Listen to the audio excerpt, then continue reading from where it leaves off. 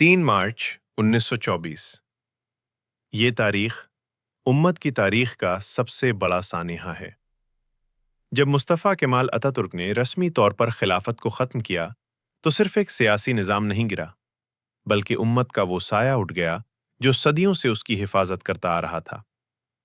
خلافت صرف ایک حکومت نہیں تھی، وہ دین کا سیاسی حفاظتی قلعہ تھا۔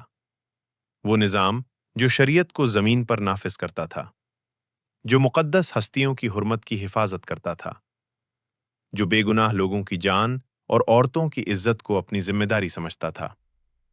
اگر کہیں ظلم ہوتا تھا تو وہ صرف لوکل مسئلہ نہیں ہوتا تھا، وہ پوری امت کا مسئلہ ہوتا تھا۔ اگر کہیں نبی صلی اللہ علیہ وسلم کی توہین ہوتی تھی تو جواب صرف بیان سے نہیں، قوت سے دیا جاتا تھا۔ لیکن جب 3 مارچ 1924 کو خلافت ختم ہوئی تو امت کا مرکزی نظام ٹوٹ گیا۔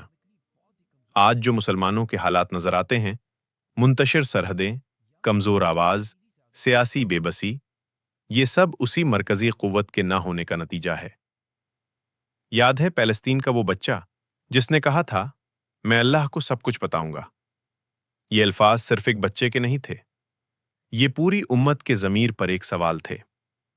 آپ کو ہند رجب کی چیخیں یاد ہوں گی، وہ معصوم آواز جو مدد کے انتظار میں پکار رہی تھی، وہ لمحے جنہوں نے دنیا کو ہلا دیا۔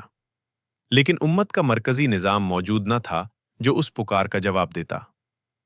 یاد ہے وہ عورت کا سوال جو کعبہ کے ایک امام سے پوچھتی ہے، کیا ایسے وقت میں خودکشی جائز ہے جب مجھے پتا ہو کہ اگلے لمحے زائونسٹ قبضہ کرنے والے میرے ساتھ زبردستی کریں گے؟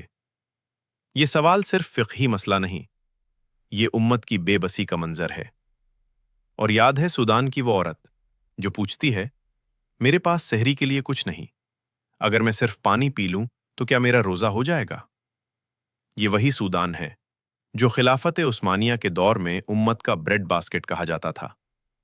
زرخیز زمین، فراوہ پیداوار، جو کبھی پوری امت کے لیے غذا کا مرکز تھا، آج وہی بھوک اور تنگ دستی کی مثال بنا ہوا ہے۔ یہ الفاظ صرف بھوک سے ٹوٹتے ہوئے جسم کے نہیں، بلکہ ٹوٹتے ہوئے نظام کی گواہی دیتے ہیں۔